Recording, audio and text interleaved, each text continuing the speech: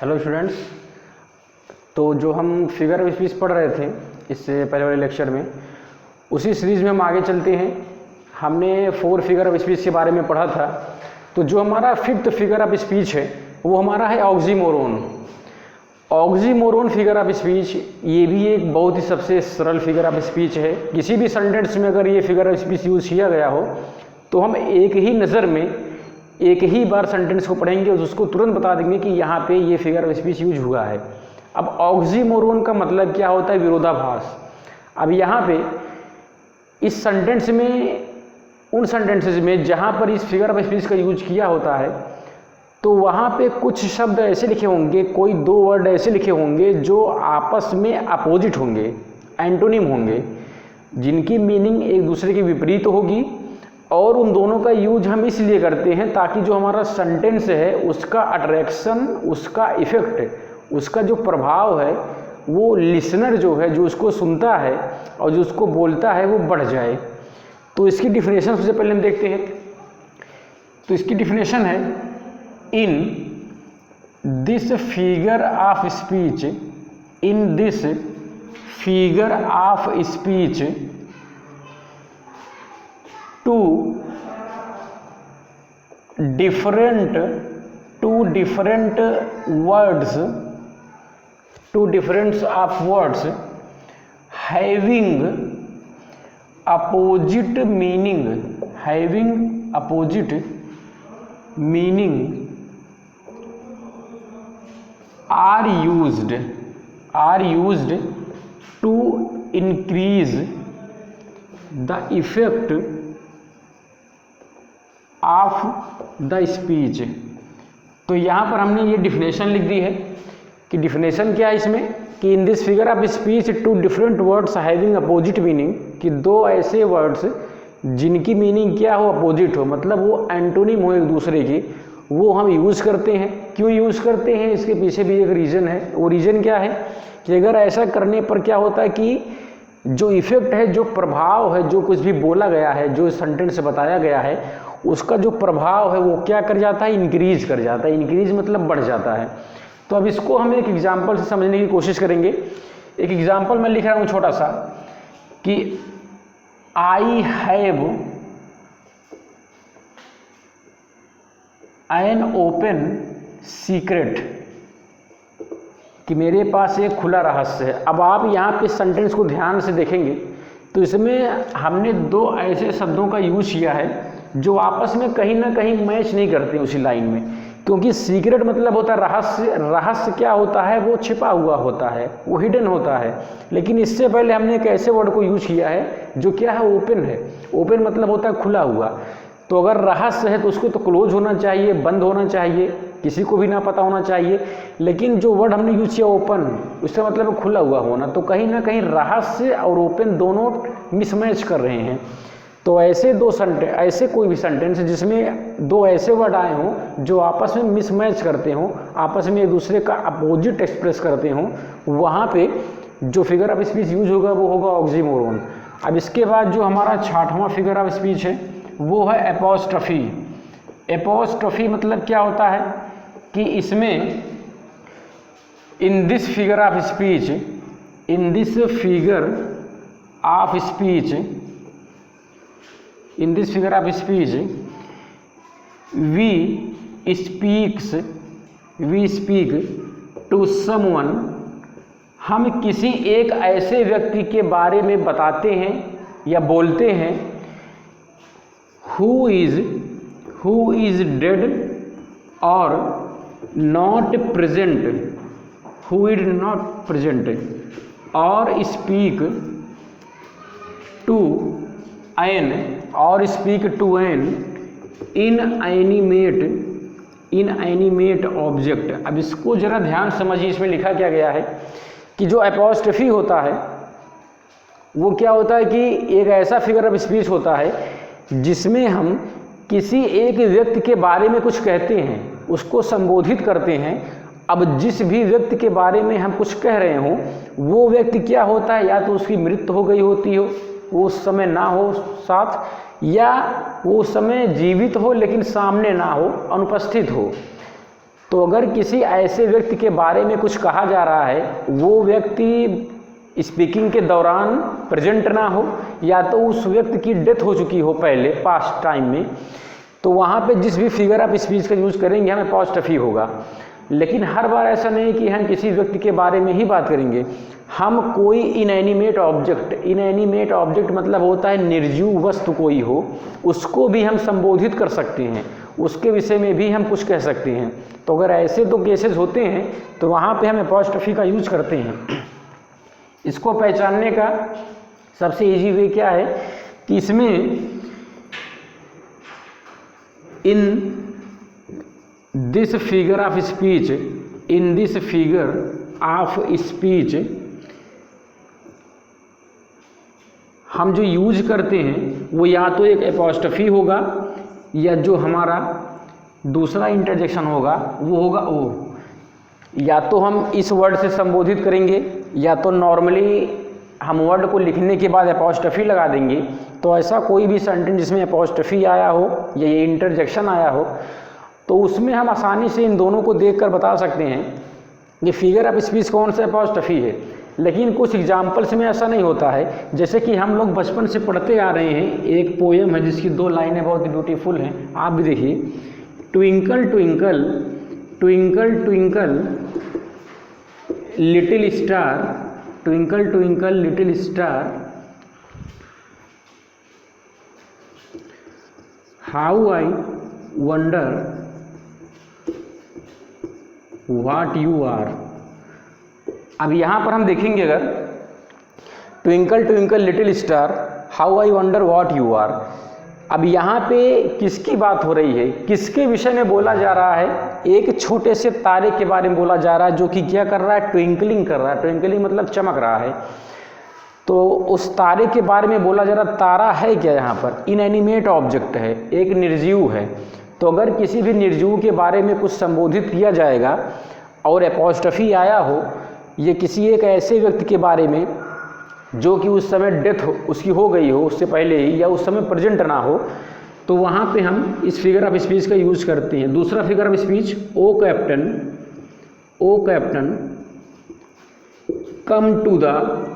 Come to the deck yard soon. अब यहाँ पर ये बोल रहा है कि ओ कैप्टन, हे captain, come to the deck yard soon. Deck yard मतलब होता है जहाँ पे जो पानी वाली जहाज होती हैं वो जहाँ पे आके रुकती हैं किनारे पर, उसको डेक यार्ड कहते हैं। तो यहाँ पे एक कैप्टन को संबोधित किया जा रहा है। कैप्टन कोई व्यक्ति ही है, लेकिन हो सकता है उस समय कैप्टन बोलने के वक्त मौजूद ना हो या उस कैप्टन की डेथ हो गई हो। तो यहाँ पर भी हम देखेंगे किसी पर्सन को हाईलाइट किया गया है। इससे पहले वाले एग्जाम्पल में तारे को हाईलाइट किया गया है। तारा क्या है? एक निर्जीव है, इनएनिमेट ऑब्जेक्ट है। कैप्टन यहाँ पे क्या है? एक पर्सन है जो कि बोलने के वक्त प्रेजेंट ना हो या हो सकता है उसकी डेथ हो गई हो। तो ऐसे दोनों केसेस में जो फिगर ऑफ स्पीच यूज होगा वो हमारा होगा अपॉस्ट्रोफी। अब दोनों को डिफिनेशन देख लीजिए, एग्जाम्पल आप नोट कर लीजिए। अब इसके बाद जो हमारा नेक्स्ट फिगर ऑफ स्पीच है उसको पढ़ेंगे हम। जो हमारा नेक्स्ट फिगर ऑफ स्पीच है वो है हाइपरबली। ये लास्ट है हाइपरबली। इसको पढ़ने के बाद आपको कुछ होमवर्क दिया जाएगा। तो जो 7वां फिगर ऑफ स्पीच है वो हमारा है हाइपरबली। अब हाइपरबली में क्या होता है कि आप सभी ने हिंदी में एक फिगर ऑफ स्पीच एक अलंकार पढ़ा होगा, अतिशयोक्ति अलंकार। इसमें क्या होता है कि हम किसी भी सेंटेंस में किसी ऐसे वर्ड या फ्रेज का यूज करते हैं जिससे क्या होता है कि वहाँ पर इतना बढ़ा चढ़ा के उस बात को हम प्रकट करते हैं, किसी के सामने रखते हैं या बोलते हैं। और इसके ऐसा करने के पीछे भी एक रीज़न होता है कि हमारी बात की जो क्वालिटी है उसके अंदर जो इफ़ेक्ट है वो इंक्रीज़ हो जाए, बढ़ जाए, जिसके सामने भी हम उस सेंटेंस को बोलें। तो इसका सबसे पहले तो डिफिनेशन हमें लिखना है। We use exaggeration to increase the effect and attraction of the sentence. अब इसमें जो डिफिनेशन लिखा गया वो ये है कि इस फिगर ऑफ स्पीच में हम क्या करते हैं, एग्जैगरेशन का यूज। एग्जैगरेशन मतलब होता है अतिशयोक्ति, कुछ ऐसा बढ़ा चढ़ा के बोल देते हैं जिससे क्या हो जाता है कि जो प्रभाव है और आकर्षण है उस वाक्य का वो इंक्रीज हो जाता है, बढ़ जाता है। अब इसको एग्जाम्पल के थ्रू हम समझने की कोशिश करेंगे। एग्जाम्पल है कि we will live together till the Africa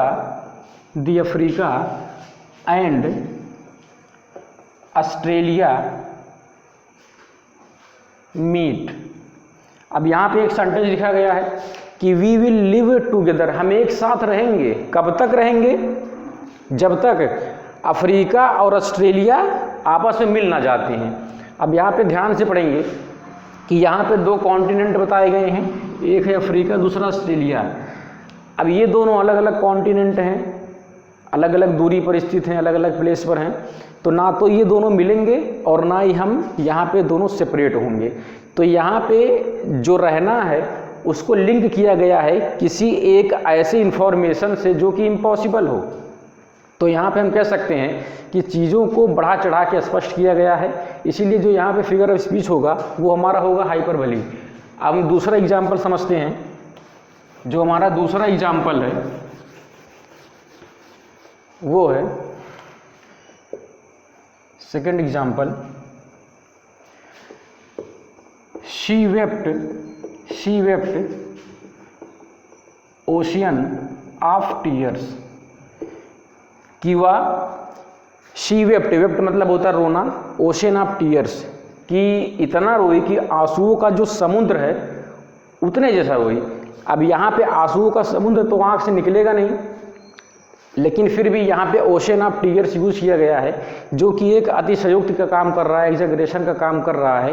तो यहाँ पे हम आसानी से कह सकते हैं जो हमारा फिगर ऑफ स्पीच है वो हमारा हाइपरबोली। अब आपको मैं छोटे छोटे 8 सेंटेंस दे रहा हूँ जिसमें आपके लिए यही होमवर्क होगा कि आपको बताना है उसमें कौन सा फिगर ऑफ स्पीच है। तो आप उस क्वेश्चन को लिखेंगे, फिर जो आंसर होगा वो लिखेंगे, फिर आप कमेंट बॉक्स में इसको अपलोड कर देंगे या हम उसको रिप्लाई करेंगे। इस फिगर ऑफ स्पीच का डिफिनेशन और जो यहाँ पे एग्जाम्पल दिए गए हैं आप लोग लिखिए। फिर इसके बाद एक छोटा सा होमवर्क है आपके लिए कि आपको आइडेंटिफाई करना है,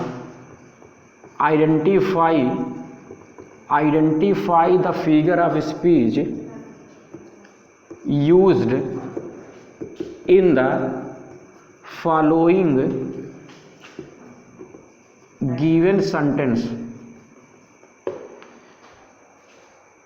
अब यहाँ पे कुछ आपको क्वेश्चन दिए जा रहे हैं। Life, I never like you. दूसरा हमारा है, इसको ध्यान से लिखिएगा,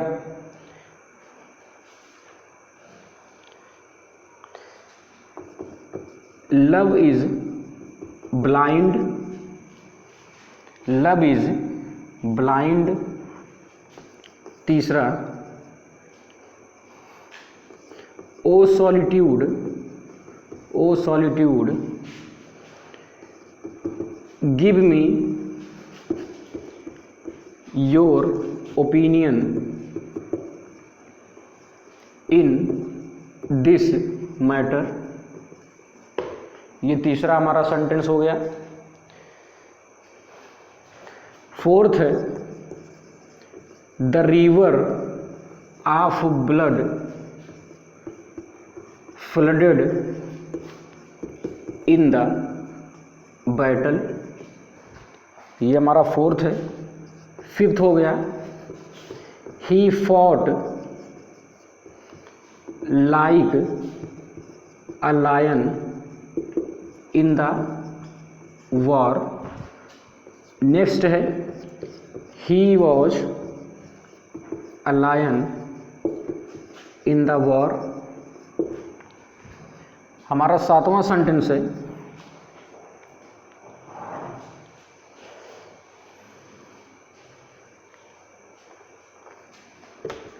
the sun smiled at us,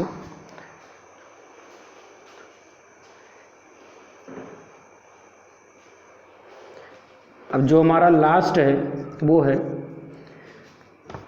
I heard